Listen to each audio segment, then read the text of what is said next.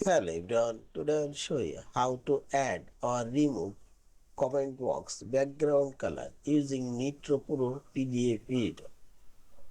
This is a comment box. This one has background color and this one no background color. Simply click on this comment box and select, and this properties dialog box.